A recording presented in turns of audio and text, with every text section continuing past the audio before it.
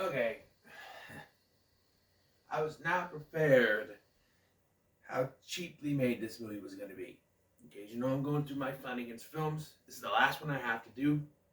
And when we're going to ranking, this might top Before I Wake is the worst one.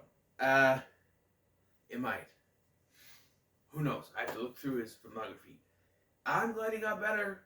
Because I don't know. I really don't know. Maybe his early films were just not that good, but this one, I don't know. Oculus is where it went good, but Before I Wake was after Oculus, so I don't know. Oculus is pretty good. But this movie, at first I saw what it looked like. I'm like, this can't be it. This looks like a cheap ass indie horror flick. Something you'd see on the shelves of Family Video, you know, cheaply. You could buy it for $2.75, 5 for $2, kind of thing. I've rented movies like that. Cheap flicks you can find at a pawn shop. Cheaply made, they're done. Very little effects, very little anything. Maybe a single camera, that sort of thing. This can't be it. So I watched the trailer, which is what I never do with these Tubi movies. It's on Tubi, by the way. This is not Tubi Tuesday. That was the other one that didn't do the song for Tubi Tuesday for. Promise you the next one, whatever that is, I will do. But yeah, so I watched the trailer, and lo and behold, it says, filmed by Mike Flanagan. So here we are, Absentia, which, oh boy, I did not care for it. Now, I'm not going to be too harsh on this because I know it was Mike Flanagan's first film, but this feels like a horror film filmed with tropes. You got missing persons, you got people showing up, you got an unexplained monster type creature, really. You got drug addict character who no one believes because she was a drug addict. When she starts telling people stuff that happened, they don't believe her because she's a drug addict. You have the pregnant woman that doesn't really go anywhere, and I'll get to that. It's very stereotypical. You got them. You got a character telling wild stories, but police are like, oh, we have this guy. He's bringing animals to this place. Animals have been taken. He's obviously a killer. We're going to believe it's him before any of your crazy stories, drug addict. It's very stereotypical of those kind of horror movies. And, not to say there's not some tension. I don't know, this movie was an hour and 35 minutes. And for a cheaply made horror movie like this, that is too long. I'm sorry, it is. This should have been an hour and 15 minutes. There are some horror movies out there I've bought from a pawn shop or bought from a Family Video that are 75 minutes long. And work with that 75 minutes cheap kind of thing. But this was 95 minutes long, and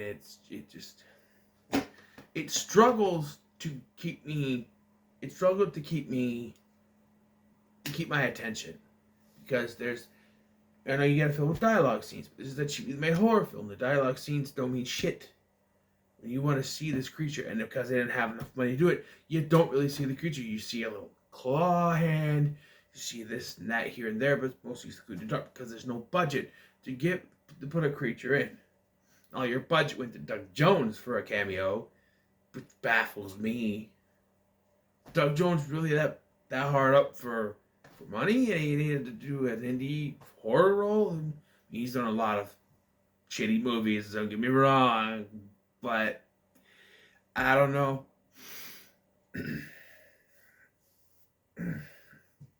It's just, I don't know. So, as mentioned, our main character is Trisha, spelled Tricia, which my mom would tell you was spelled wrong, but because hers is Trisha.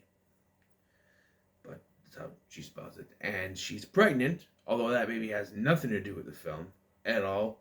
You think it's going to do something. All it does is lead to a scene where the sister finds the fetus in the tunnel.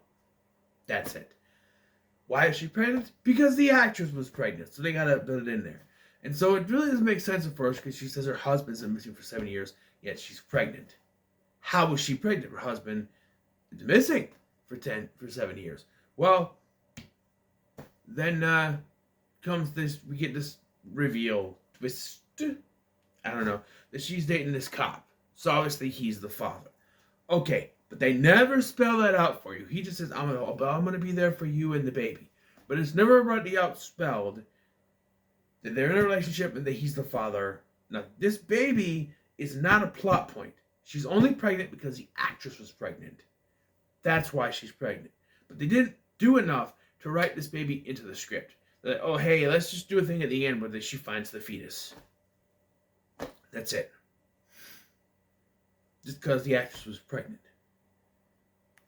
Oh, I know she's pregnant because she's blown up. She's got the thing. And I've seen pictures of this actress that she's skinnier than that. So obviously she was pregnant during the filming.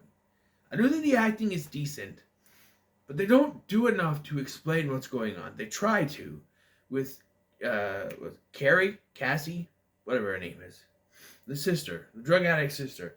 She's doing this information about this tunnel. There used to be a bridge back in the 1600s, 1700s, whatever, 100 years earlier.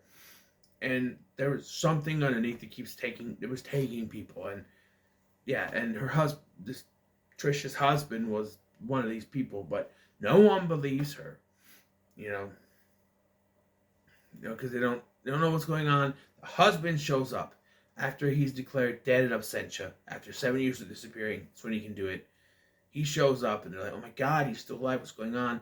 There's this cop who always, for some reason, is chewing gum and it's fucking annoying. Like, let's tell us what happened, huh? Yeah, so like the sister is jogging. She goes to visit her sister. She's jogging and she sees Doug Jones. He's like, you can see me? He doesn't have his British accent here. But, yeah. And then like they found out his name is Walter and that he's been missing. His son's been looking for him. And then later in the film, they find the guy dead. And the son shows up, and he's got a live puppy dog in a bag. And they're like, oh, he's the murder suspect. Like, he killed his father, supposedly. There's so much leaps and bounds of what they assume, that even what they assume is way less believable than what they're saying here. So they've pegged this guy as the serial killer because it's more believable to them than a creature taking people into this. Although you've had many missing persons over we'll get to that. We'll get to that, okay? They shows up, take him in. They can't hold him on anything. Theft. You have proof he's been stealing animals. You can lock him away for theft. But they let him go. And so they questioned the sister earlier in the film, like, what happened? She's a drug addict, and she did shoot up because all the stress is making her, freak out. But, like, that's what happened because Daniel, the husband, disappears again. She tells him what happened. There's this creature, took him, and I was like, okay, let me see your eyes. I know about your past. Let me see your eyes. Been, boozing? I had one glass of wine. Uh-huh. Sure. They don't believe anything she says. Even later, after her sister's taken, she goes to the police station and she tells them what happened. And they're like, you know what you have in that bag of yours.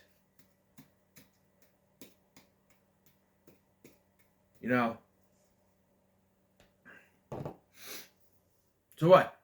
Did you sell her out for drugs? Huh? They don't believe what she's saying because she's a drug addict. It's just like the Evil Dead remake, which came out after this, but did it way better.